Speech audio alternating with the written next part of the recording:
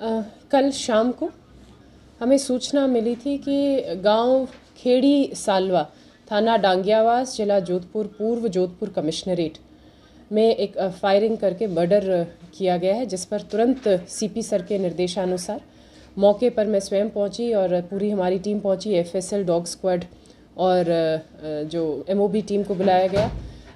पता चला कि अनिल लेगा नामक युवक का फायर आर्म्स के माध्यम से कनपट्टी पर फायर करके और उसका मर्डर कर दिया गया था गांव में। तुरंत जो टीम्स गठित की गई, एफआईआर ली गई। एफआईआर में 2 आरोपी नामजद किए गए। पूरे रात भर के प्रयास के बाद आज हम सुबह उनको डिटेन करने में कामयाब हुए हैं। जो आरोपी हैं और जो मृतक है, इनके परिवार में पिछले कई वर्षों से आपसी रंजिश चल रही थी। आज से करीबन 40-50 वर्ष पूर्व मृतक अनिल लेगा के परिवार में दादाजी का मर्डर हुआ था, जिसमें जो आरोपी हैं उनके पिताजी थानाराम, उनके दादाजी थानाराम आरोपी थे। 15 अगस्त 2018 को अनिल लेगा द्वारा थानाराम की फायर करके उनका मर्डर कर दिया गया था। अब ये जो थानाराम के मर्डर में जितने आरोपी थे, काफ़ी अरसे से ये बाहर थे बेल पर।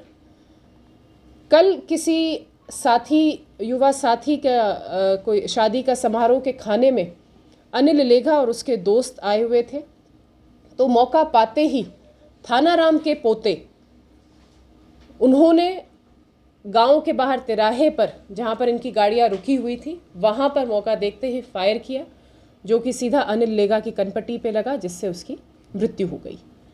तो हमने जो मुख्य 2 आरोपी थे, थानाराम के पोते विष्णु व उसका नाबालिग भाई, उन दोनों को डिटेन कर लिया है। मैम, क्या इनकी जो प्रारंभिक शुरुआत जो है अदायगी, वो किस बात से शुरू हुई और किस तरीके से 3 मर्डर हुए? बिल्कुल, ये आपको मैंने अभी बताया भी है कि ये करीबन 40-50 वर्ष पुरानी रंजिश है और इनकी बस बोलचाल को लेकर ये तब एक मर्डर, तब एक्सीडेंटल वो मर्डर हुआ था। सिर पे लाठी लगने की वजह से अनिल लेगा के जो दादाजी हैं उनका मर्डर हुआ था। उसके बाद उसी रंजिश को लेते हुए 2018 में अनिल लेगा ने फायर करके और थानाराम की हत्या की, और उसी क्रम में कल थानाराम के पोतों ने अनिल लेगा की हत्या की। अनिल लेगा की आपराधिक पृष्ठभूमि रही है, उसके विरुद्ध विभिन्न थानों में जोधपुर ग्रामीण में करीबन 9 मुकदमे दर्ज हैं, जिसमें कि 302, 3 मुकदमे 307 के और एनडीपीएस के मामले भी हैं। ये थानाराम के पोते भी आपराधिक रिकॉर्ड है इनका? नहीं, उनका कोई आपराधिक रिकॉर्ड नहीं है। मैडम, लाठी से शुरू हुई बात अब बंदूक तक आ गई है। क्या लगता है कि जेल के अंदर परिवारजनों को या जो मुलजिम है उनको कोई ऐसी एजुकेशन दी गई, जेल में सुधार के लिए भेजा जाता है? क्या सुधार की कोई कार्रवाई हुई या आगे पुलिस कोई कार्रवाई करेगी इस विषय में? देखिएगा, जेल में हमेशा एक ही करेक्शनल फैसिलिटी है और काफ़ी नवाचार भी किए जाते हैं जेल में, किंतु बाहर आने के बाद फिर वो आपराधिक पृष्ठभूमि से जुड़ जाते हैं अपराधी। इसके लिए लगातार जो जेल अपना विभाग है वो भी प्रयासरत है, और पुलिस भी अब जैसे अब ये हुई है, फायरिंग हुई है, और इसमें जो दोनों पक्षों का एक बिल्कुल खुल के जो रंजिश है वो सामने आई है, तो उस पर हम बिल्कुल इस चीज़ में ध्यान रखेंगे कि कभी कोई आगे इस तरह की घटना नहीं। अधिकाधिक जो इसमें कार्रवाई होगी, दबिश दी जाएंगी सभी जगह पे, ताकि जो अवैध हथियार है उन पर हम कार्रवाई कर सकें।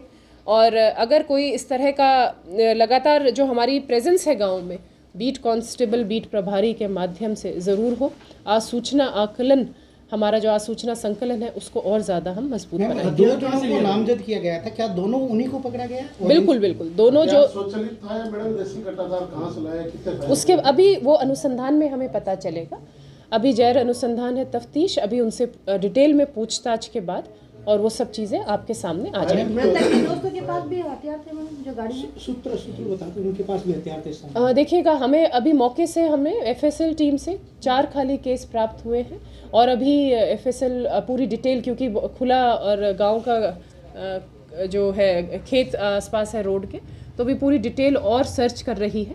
अभी वो जो 4 फायर हुए हैं वो किन किन हथियारों से हुए वो एफएसएल की रिपोर्ट के बाद ही हम कुछ उसमें बता पाएंगे। मैम ये कहाँ भाग गए थे और कहाँ से पकड़ा, आगे कहाँ भागने की इनकी योजना थी, कुछ ऐसा कुछ? ये वापस यू टर्न लेकर गांव की तरफ ही आए, जहां पर क्योंकि घटना स्थल पर इनकी गाड़ी पर पथराव भी हुआ था मृतक पक्ष के द्वारा, तो ये वापस अपनी ढाणी में आकर और गाड़ी छोड़कर और ये खेतों की तरफ भाग गए थे और आज भी हमने खेतों से ही उनको दस्तयाब किया है। मैडम ये आरोपी पक्ष है और ये गैंगवार बढ़ेगी तो आरोपी पक्ष के यहाँ कोई सुरक्षा की व्यवस्था कोई ऐसा है क्या? अभी हमने कल रात को भी अपना जाब्ता लगा रखा था और हम ये लगातार सुनिश्चित करेंगे कि वहाँ पर जाब्ता हो और किसी भी तरह से कोई भी कोताही नहीं बरती जाएगी। पुलिस अपने जो उसके दायित्व हैं उस पर सचेत है और उस पर हम बिल्कुल त्वरित और एक स्ट्रॉन्ग कार्रवाई करेंगे।